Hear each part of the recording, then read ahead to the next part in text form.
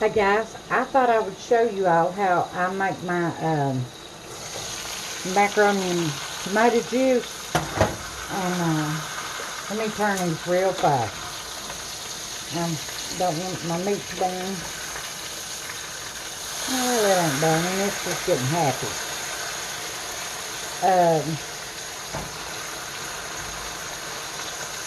Well, turned that one.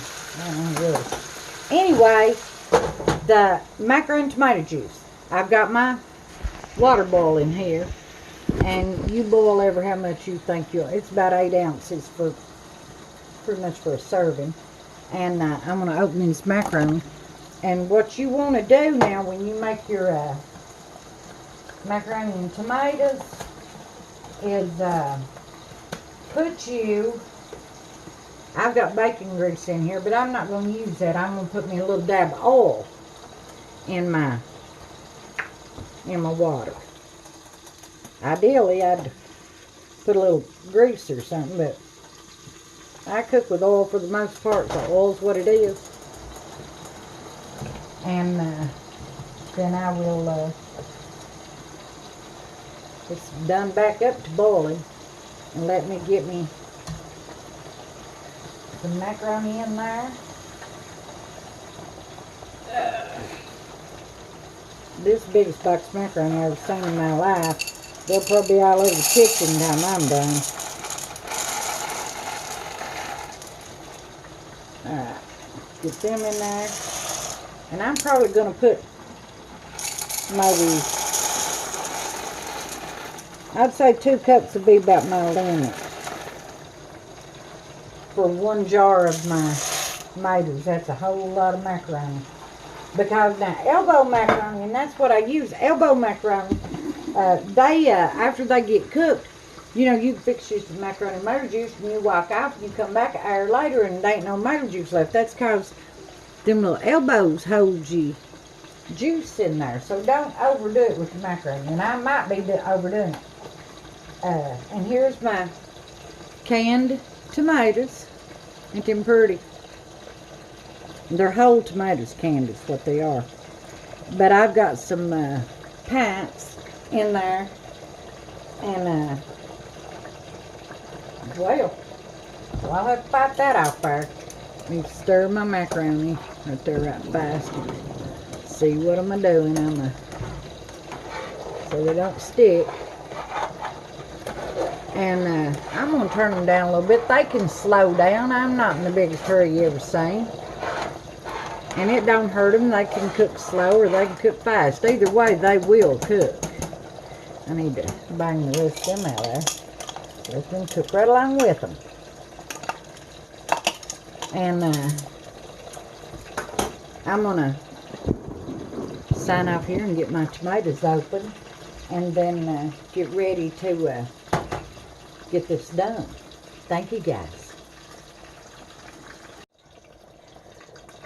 I wanted to tell y'all I took that ring off. Now, I would have normally had that ring off already, but these haven't been canned that long, and I just hadn't got to it. Where we moved and done all we done, I just hadn't got around to it because you can get what's called a false seal, and that's where it's sealed down with that ring. It can hold that on, and it'll trick you, and it be spoiled, and it still appears as if it's got a good seal when it does. But anyhow, we got our macaroni's cooking. Ooh, Lordy, them smell good. Ah, I love home canned tomatoes and tomato juice. Oh, that stuff's beautiful. Can you see it? Look at that. You talking about prettiful. Alright, let's stir these macaroni. See where they're at. Because they're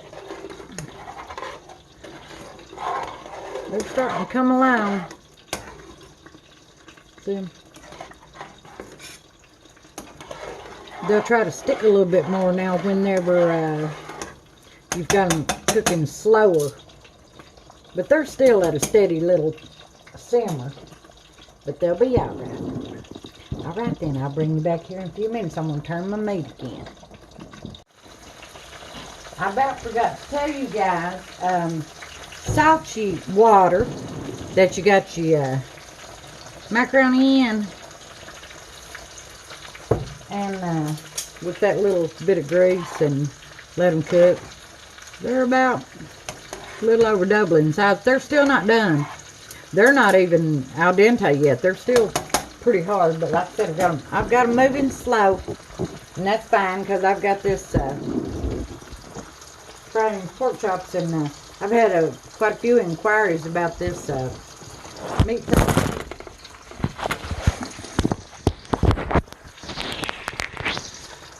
Sorry about that trip. Inquiries about this meat press or bacon press. It is the handiest thing in the world for not just bacon. Honey, I use that for everything. It's handy. That pork chop there, and for bologna, pork chop, whatever you don't have time to prep it just so,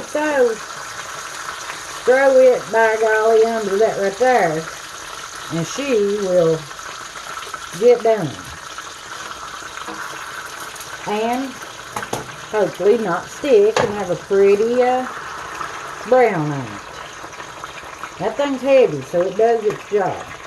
I got 2 or 3 of them because I might be using more than one at a time. So here's a large one that you can go buy anywhere they sell large. And this one's just called Cooks. I don't even know where I got that one. I've had it so long. And this one here, honey, come from a truck stop. My husband come home with that one day for me. I thought that was just such a sweet gesture. And got a truck stop. Sure did. Who would have ever thought that a truck stop would have something like that? Well, I can't get it back where I had it, so let's just set it down here. And I'll be back in a few minutes. My macaronis are starting to come along just a little bit better. See them there? I'm afraid to mess with you too much. Send you on a trip without leaving the farm. Alright guys, thank you. Hey guys, now for the Kittless Smile, I've just about let them boil dry. And what I'm going to do is, if they hadn't been boiled about dry, I would have poured almost all the water off. But now I don't pour it all off, I never have. And add my tomatoes right in there. Got a bunch of them out. And just get it all mixed up down in there. And break them up. If you've got whole tomatoes, now you may have tomato juice. I'll use either or, but I like whole tomatoes real well because I don't know, it just brings back your childhood, and it's absolutely delicious. If you just want to open a jar of these, put them in a bowl with some salt and pepper and eat them, man, they're good. Cornbread, there's not many things better than a big piece of cornbread in your plate. And it absorbs that excess juice out of your plate, and then eat that. No wonder I'm this size. Thank God. But I don't see me not eating these. As long as I'm able to, well, get out there. Can't get it out. Piece of tomato down in my tongues. As long as I'm able to garden some and can some and do what I do. Now turn my pork chops off, and they're done. That one's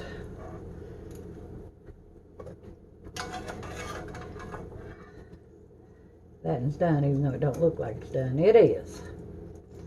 And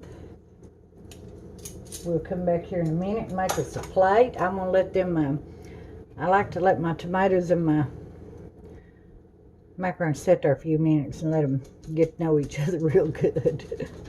I don't know, it just seems like it makes a difference how they taste. And I will salt them and pepper them, and we'll come back and make us a plate. Thank you. I've just got me a little bitty plate here, guys. I don't want much. But get me a little piece of bread here, and get me a little pork chop. I think I'll get this one right here. Pork chop and get me some macaronis and tomato juice. And now salt and pepper them good. And well, they're just so good. They're just delicious.